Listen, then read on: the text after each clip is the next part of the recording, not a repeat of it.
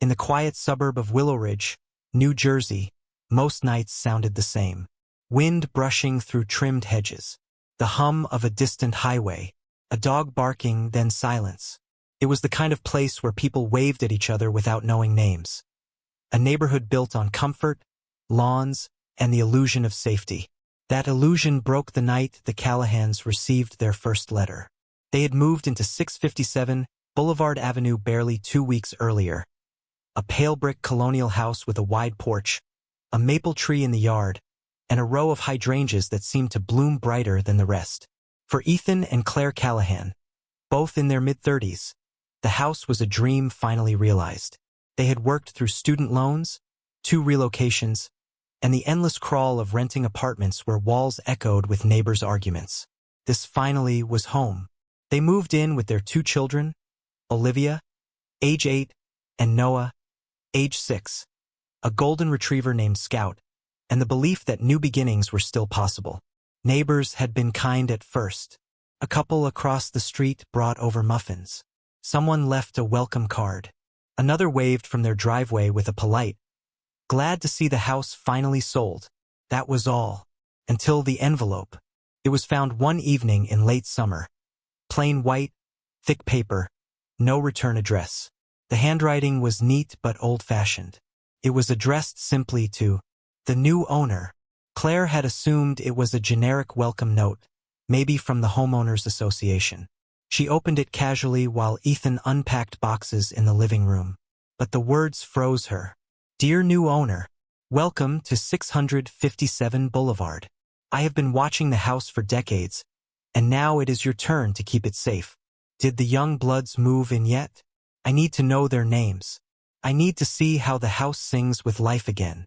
The letter went on, describing details only someone nearby could know. The number of windows, the sound of the back gate squeaking, even the color of Olivia's bike. And at the end, in cursive that looped too carefully, "Who am I? I am the Watcher. 657 Boulevard has been the subject of my family for generations. The house is crying to be cared for again. Do not disappoint it." Claire didn't finish reading aloud. Her hands trembled as she set the paper down. Ethan laughed at first. A nervous, hollow sound. Probably a prank. Some kid, maybe. But when he took the letter, his expression changed. The writing was deliberate, not juvenile. The phrasing, "young bloods," "the house crying," felt like something out of another time. That night, Claire double-checked the locks. Days passed, but the unease lingered. Claire started noticing little things, the way curtains twitched across the street, or a car parked too long by the corner. Ethan brushed it off, saying people always stared at newcomers in small neighborhoods. Still, he installed a new motion light and a security camera above the porch, just in case. Then came the second letter. It arrived 5 days later, addressed this time to the Callahan family. "Hello again. I see you've brought color to the rooms. The blue walls upstairs look charming, but the house prefers its old shade. The children's names are lovely. Olivia and Noah. Sweet. Young. Have they found the hidden door yet? There are secrets in 657 that even you will not uncover. But I will." Claire sat at the kitchen table, unable to breathe. No one outside had been told the children's names. No one had been inside since the painters left. When Ethan called the police, the officer who arrived, Sergeant Harper, a middle-aged man with calm eyes, read the letter twice before speaking. "It's probably someone local," he said. "Maybe a neighbor with a grudge, or someone upset about the sale." Claire asked, "Can you trace it? Fingerprints? Anything?" Harper sighed. "We'll check for prints. But it's hard. No threats yet, technically. Just odd language." He looked around the kitchen, the boxes, the family photos, the smiling children in picture frames. "Until we know more, keep your blinds closed. Call if you see anyone unusual." Ethan thanked him, but when the door shut, the silence in the house felt heavier than before. The third letter arrived the next week. No stamp, no postmark, just slid through the mail slot sometime after midnight. "The Watcher is pleased. The house is waking again. I hear laughter in the halls. It has been too long. But you must not anger it. The house remembers everything. Why do you hide behind curtains? Why the cameras? The house does not like eyes that aren't its own. That night, Olivia woke up crying, saying she'd heard footsteps in the walls. Ethan searched every corner, attic, basement, backyard, and found nothing. But the feeling of being watched never left. By the end of the month, the Callahans stopped sleeping upstairs. They moved mattresses into the living room, where the windows were few and the security light shone through. Friends told them they were overreacting. Neighbors whispered that maybe they'd made it up, that it was a publicity stunt or a mental breakdown. But when Claire brought the letters to a private investigator, the man's face hardened after reading them. The handwriting's controlled. No signs of haste. Whoever's doing this, they're patient. This isn't random. He pointed to the phrase, "The house prefers its old shade." Could be someone who lived here before. Someone attached to the property. Maybe they feel it was taken from them. That night, Claire found herself standing in the hallway, staring at the old wallpaper hidden behind the new paint. She thought she heard something faint, a whisper of air through a vent that almost sounded like words. But when she leaned closer, it was only the hum of the furnace. One afternoon, Claire met an elderly woman at the end of the block, Mrs. Marin, who had lived there for nearly 50 years. She spoke in slow, deliberate tones, her cane tapping the pavement. "Oh yes," she said when Claire mentioned the house. "That one's always had stories. Used to belong to a teacher and her husband. They never had children, but they doted on the neighborhood kids. He passed away suddenly. She stayed alone for years. Said she could still hear him walking upstairs at night." Claire forced a smile. "And after she left? Someone else bought it. Stayed only 6 months. Moved out in the middle of winter. Didn't say why." The old woman leaned in closer. "You're not the first to get letters, dear." When Claire told Ethan, he tried to laugh it off again, but the color drained from his face. He called Sergeant Harper a second time, who agreed to run background checks on previous owners. But the days kept passing, and the letters didn't stop. Sometimes they arrived by mail. Sometimes they were simply there, on the porch railing, on the windshield of Ethan's car, even once inside the mailbox, though the lock was intact. The watcher's tone grew stranger. "You change the house too quickly. It resents that. You tear its skin and dress it in colors that don't belong. I see you still sleep downstairs. Wise choice. The rooms upstairs remember too much." On the last day of September, a package arrived. No return address, just their street number scrawled on top. Inside was a small, rusted key. And a note. "Try the door in the basement. The house wants you to see what's been forgotten." Claire dropped it as if it burned her fingers. That night, Ethan took a flashlight and went down the creaking basement stairs. He found the old door behind the water heater, wood swollen from age, half covered in dust. The key fit perfectly. Behind it was only an empty crawl space. No letters, no markings, just darkness and the faint smell of old wood. Still, he couldn't shake the feeling that something or someone had been there. After that night, the letters stopped. Weeks passed without a single one. The silence was almost worse. Claire tried to believe it was over. They threw themselves into daily routines: school, work, small talk with neighbors. But every evening, as she locked the doors and turned off the lights, Claire felt the same question pressing against her mind. Who had been watching them? And why had they stopped? Then one morning, 2 months later, Sergeant Harper called. He asked Ethan to come down to the station. When Ethan arrived, Harper placed 3 photographs on the table, stills from the neighborhood's traffic camera. A figure in a gray hoodie, seen several times over the past months, walking past the Callahan's mailbox late at night. The camera had caught a partial face once, older, gaunt, familiar. Harper said quietly, "We think it's someone who used to live there. The widow of the teacher who died decades ago. She passed last week. No next of kin."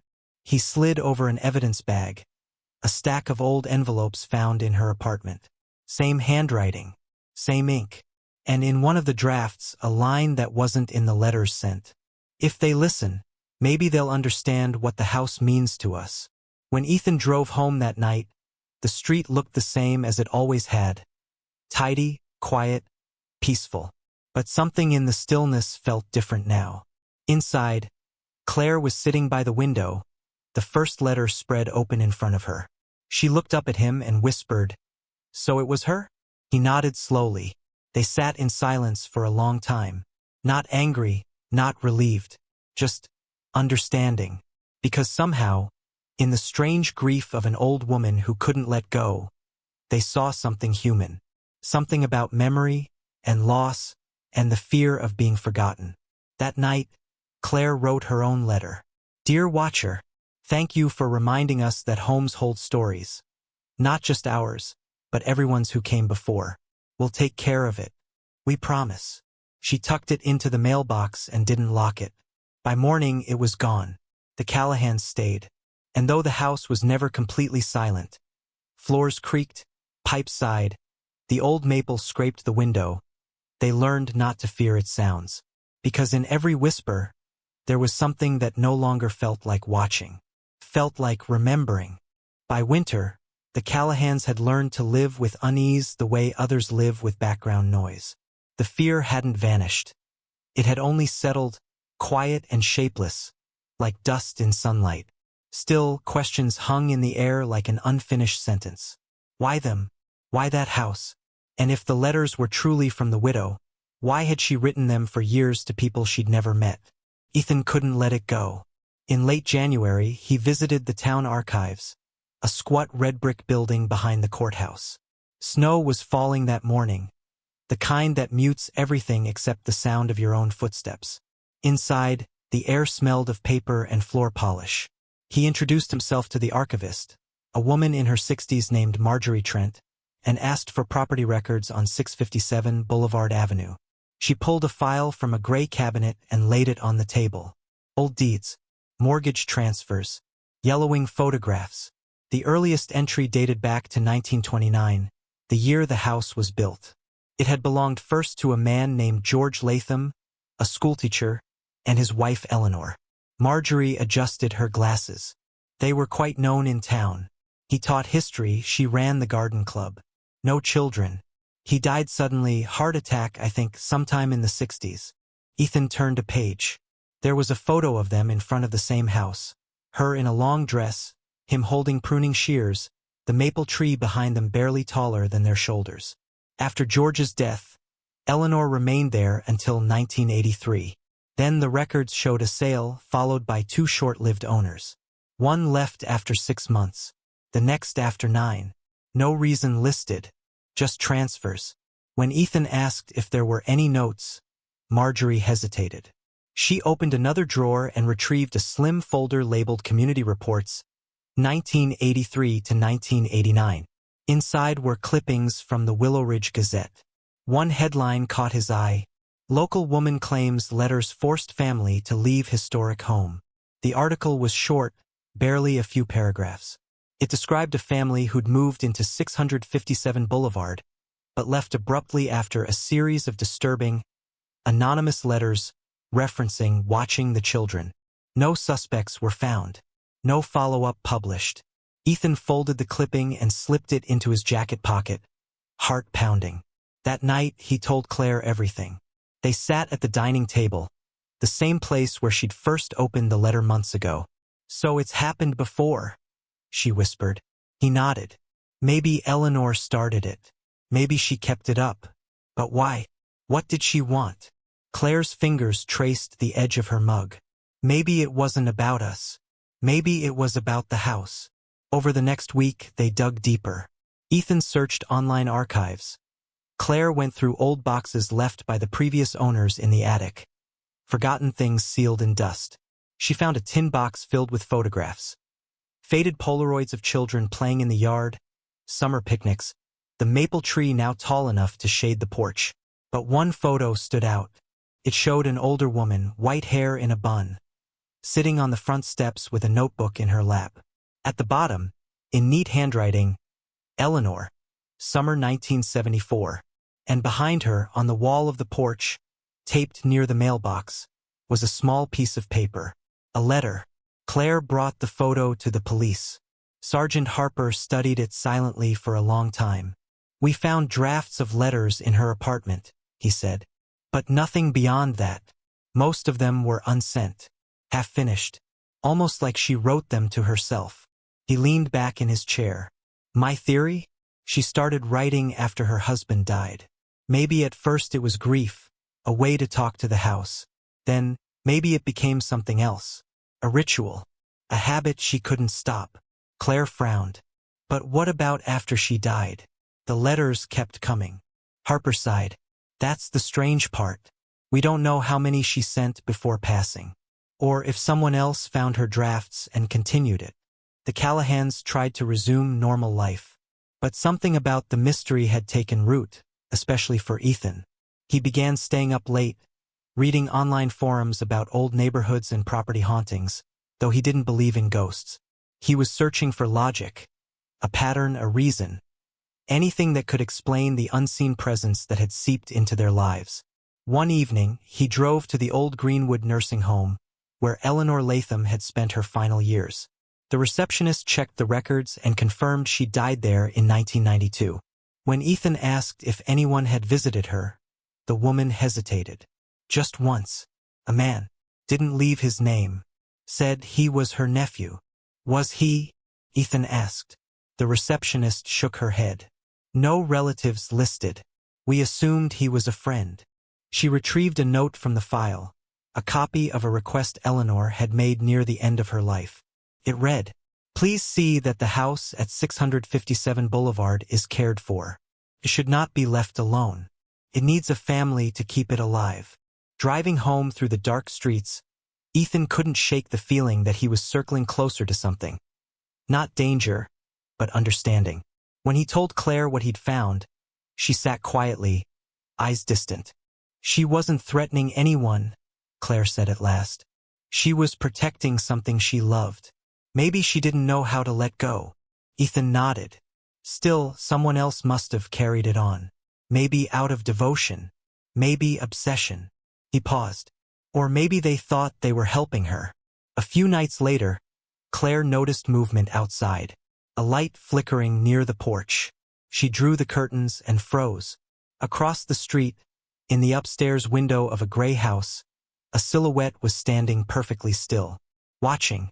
Ethan stepped outside, but by the time he looked, the light had gone out. The next morning, he visited the gray house. It belonged to Henry Latham, age 70, Eleanor's distant cousin, according to town records. He answered the door with a wary expression. His house smelled faintly of tobacco and old wood. When Ethan mentioned the letters, Henry's shoulders tensed. "I know what you're talking about," he said finally. "You think it was her. But it wasn't." He motioned for Ethan to sit. "She started it, yes. After George died, she'd write to the new families. Little notes, welcoming them, telling them about the house. People found it odd but harmless. Then one family made fun of her, said she was crazy, that the house didn't need her letters. After that, her tone changed. Henry's eyes were tired. When she got sick, she asked me to keep writing, said the house must never be forgotten. I tried to stop after she died. But when it sat empty, it felt wrong." He rubbed his hands together. "So yes, I sent the last few, but I never meant harm. I just didn't want it to die with her." Ethan sat in stunned silence. The words weren't malicious. They were full of guilt, of longing. "You sent the key too?" Henry nodded. "That door in the basement? That was her husband's workspace. She thought his spirit lingered there. I thought, maybe if you opened it, you'd understand." He looked up, eyes glassy. "Did it scare your wife?" Ethan hesitated, then said softly, "It frightened all of us." Henry closed his eyes. "I'm sorry, truly. I thought it would help." That night, Ethan told Claire everything. At first, she was angry. Not at Henry, but at the absurdity of it all. Then, as the anger drained, what remained was something else. Sorrow. For an old woman who couldn't let go. For a lonely cousin who carried her burden out of loyalty. And for themselves, a family who had spent months fearing shadows when, all along, It had been grief behind the letters. Still, they couldn't just forget, so they decided to face it. On a gray February afternoon, the Callahans invited Henry to the house. He walked through each room slowly, his hand brushing the banisters, his eyes misting at the old maple outside. "She used to sit there for hours," he said quietly. Said the tree was the house's heart. Claire handed him one of the letters, the first one they'd received. "Would you like it back?" she asked. He shook his head. "No, you keep it. It belongs here now." Later that evening, as dusk fell, Claire went down to the basement. The air was cool, heavy with the smell of concrete and time. She stood before the old wooden door, now unlatched, and traced the frame with her fingers. For the first time, she didn't feel afraid. She imagined Eleanor there decades ago, writing letters by lamplight, hearing the echo of her husband's footsteps upstairs, believing the house itself was alive. And maybe, in a way, it was, because houses are built from more than wood and stone. They hold laughter, arguments, lullabies, and tears. Every life that passes through them leaves a trace. That night, Ethan and Claire talked about moving. But when they looked at the children sleeping peacefully, the decision felt clearer. They wouldn't leave. They would stay, live, and let the house fill with new memories, not fear. Claire picked up the photograph she'd found, Eleanor smiling on the porch, and placed it on a shelf in the hallway. Not as a warning, but as a tribute. A week later, the final letter arrived. No envelope this time, just a folded sheet of paper slipped under the door. "Thank you for listening. The house rests now. Live well within it." No signature, no watcher, just silence. From that day on, the Callahans never received another letter. But sometimes, when the wind passed through the maple tree and made the porch light flicker, Claire thought she could almost hear a whisper, soft, content, like a sigh of relief. And she knew, deep down, that they had become part of the house's story now. Not as victims, but as its next keepers. Spring arrived quietly in Willow Ridge. The snow melted from the sidewalks, the hydrangeas returned to color, and the maple outside 657 Boulevard began to bud again. Slow, deliberate, certain. Life in the Callahan household had changed, though not in ways visible from the street. From the outside, they looked like any other family. Children chasing Scout through the yard, Claire trimming flowers, Ethan cleaning the porch steps. But inside, there lingered a new stillness. Not fear, not grief, but awareness. They had learned that a home's history doesn't begin with your arrival. It breathes long before you move in, and sometimes it asks to be remembered. Months passed with no letters, no strangers, no disturbances. Yet the silence no longer felt like absence, felt like peace. Still, something in Ethan couldn't quite rest. Not obsession, more like unfinished empathy. He wanted to understand Eleanor not as a specter, but as a person. So one Sunday afternoon, he drove to St. Andrew's Cemetery, where Sergeant Harper had said Eleanor was buried. The grave was small, half hidden by ivy. The inscription read simply, Eleanor M. Latham, 1906 to 1992, beloved wife and keeper of home. Someone, perhaps Henry, had placed a small ceramic bird beside the headstone. Ethan crouched there for a long while, the wind brushing through the trees, thinking about how grief can echo longer than a life itself. Before leaving, he whispered softly, "Thank you. We're taking care of it." That evening, Claire found him on the porch.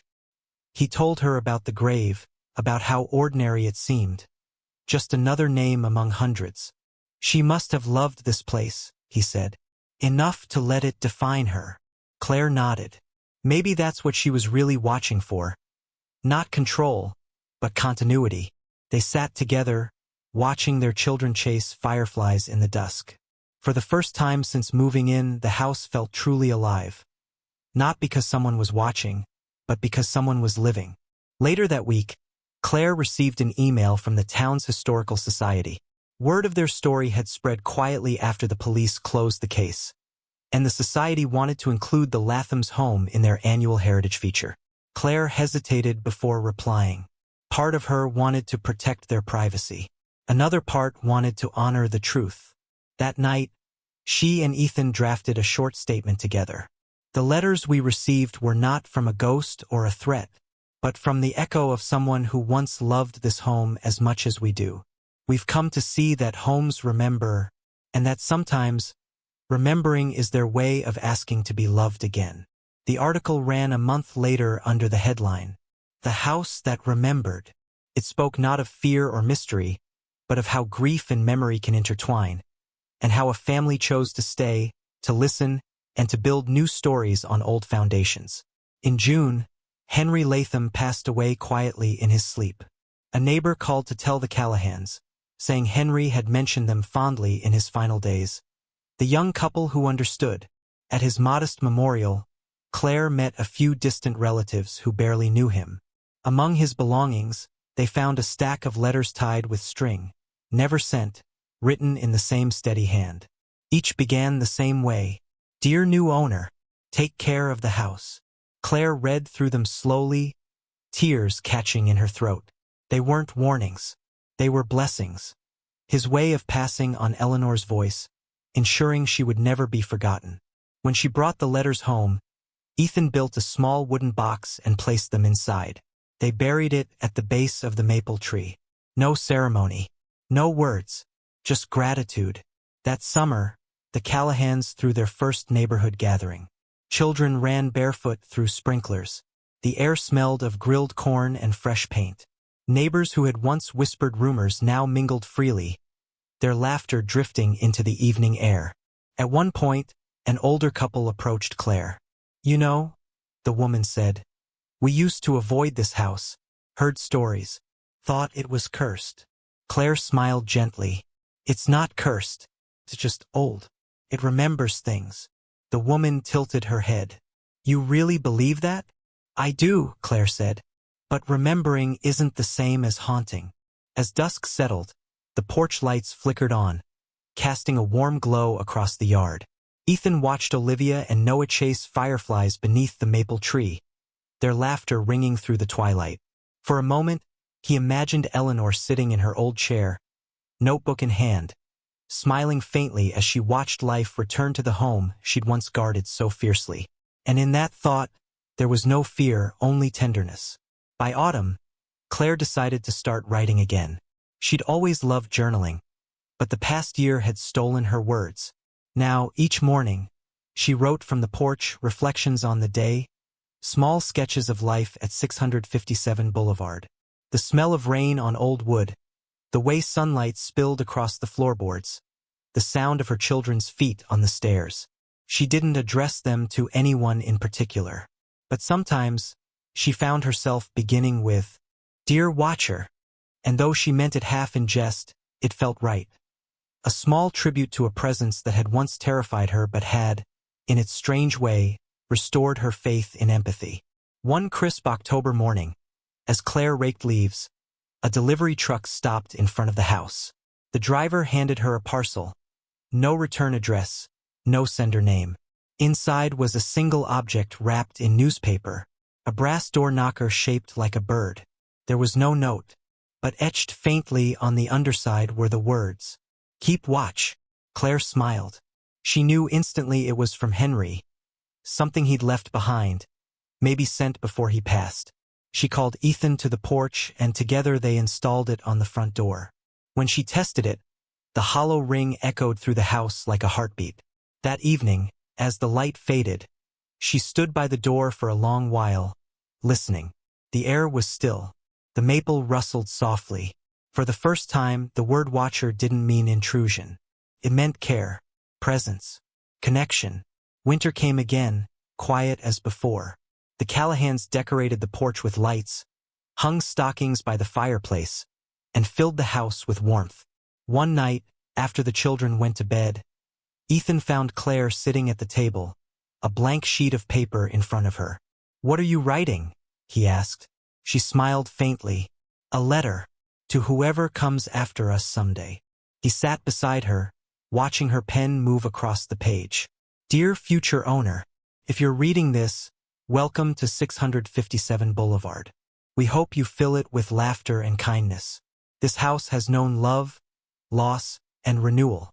It has watched generations come and go. If it creaks at night, it's only remembering. Listen, and it will tell you stories.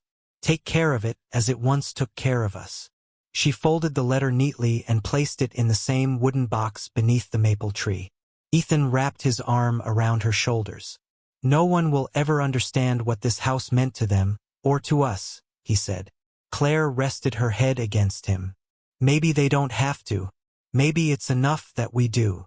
Years later, long after the story of the Watcher house had faded from public gossip and internet threads, the Callahans remained there. Content, grounded, and grateful. Olivia grew tall. Noah outgrew the creaky stairs that once scared him. Scout passed away one spring morning beneath the maple, and they buried him near the buried letters. Time softened everything, even the fear, and though the mailbox still stood empty most days, sometimes, when Claire collected the morning mail, she would pause, almost expecting to see an envelope. Not out of dread, out of affection, as if part of her missed the voice that once whispered from the walls. In the end, the truth was never about who the Watcher was. It was about why the watching mattered. Because every home is watched, by those who built it, lived in it, dreamed within its walls. And in every echo of a floorboard, every flicker of light, every letter left behind, there's a reminder that love leaves traces. Not all Watchers are menacing. Some simply refuse to forget. On a warm evening years later, Claire sat alone on the porch as the sun dipped low. The brass bird knocker caught the last light, glowing faintly. She looked toward the maple. Taller now, branches swaying gently, and thought of Eleanor and Henry. "Keep watch," she whispered. A breeze rustled through the leaves, soft as a sigh. The house exhaled with her. Steady, alive, at peace. And for the first time since the first letter, Claire realized the truth she had been living all along. Sometimes, being watched isn't about fear. It's about being remembered.